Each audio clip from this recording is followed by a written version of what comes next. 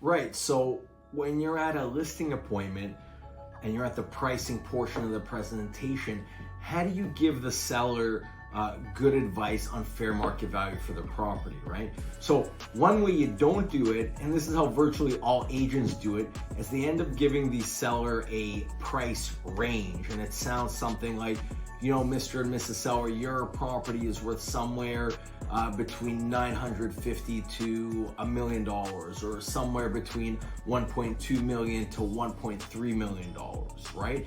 And when you do that as an agent, the reason why agents do it is they're not really confident or don't have the experience on how to pinpoint fair market value for a property.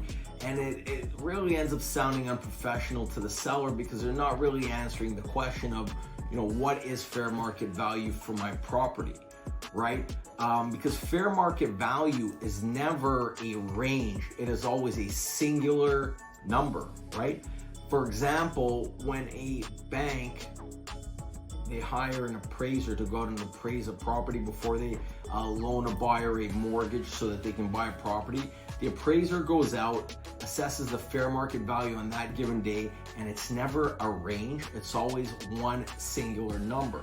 So we as agents, when we meet with sellers and we want to give them good advice on fair market value, we have to bring that same level of professionalism that the appraiser does and give them one figure, one amount that represents fair market value that they can make their plans on.